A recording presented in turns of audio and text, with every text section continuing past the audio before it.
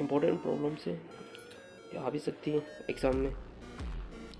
तो binding energy of A nucleus, binding energy calculate करनी है, ठीक है। और इसने कंडीशन दी है कि जो प्रोटॉन नंबर है वो न्यूट्रॉन नंबर है वो दोनों इक्वल से हैं, ठीक है। यानी कि प्रोटॉन नंबर और न्यूट्रॉन नंबर अगर सेम है तो यहाँ से जो कंडीशन है A=2Z यानी कि Z=A/2, ठीक है।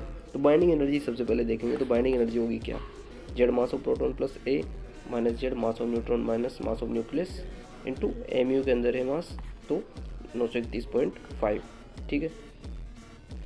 अब यहाँ से जो न्यूक्लियस है, न्यूक्लियस के लिए अपन को एटॉमिक नंबर और जो मास नंबर है वो पता होना चाहिए। तो जेड एक्स का एक न्यूक्लियस है अगर मान लो, ठीक है। तो इसने कंडीशन दी है कि जो न्यूक्लियस है उसकी जो रेडियस है वो कैसे कैलकुलेट करेंगे, अपन को ए कैलकुलेट करना है, ठीक है। तो ए कैसे कैलकुलेट करेंगे, सबसे पहले इसने कंडीशन दी है कि जो रेडियस है न्यूक्लियस की वो 2/3 रेडियस ऑफ एलुमिनियम 27 के बराबर है, यानी कि R0 ए की पावर 1/3 और यहाँ से 2/3 ये हो जाएगा R0 और 27 यानी कि 3 का क्यूब 1/3।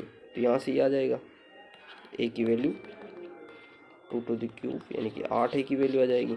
ए की वैल्यू 8 आते हैं, यहाँ से जेड की वैल्यू A/2 था ही सही, तो ये 4 हो जाएगी। तो यहाँ से जेड यानी कि 4x 8 यानी कि ये न्यूक्लियस आ गया अपने पास। बस यहाँ से वैल्यू इसमें पुट आउट करेंगे, आंसर आ जाएगा। अब यहाँ से जो एक्चुअल में जो 58 अप्रोक्सीमेट आंसर आया है वो क्यों आया है, क्योंकि यहाँ पे जो मास नंबर है वो यूज किया है मैंने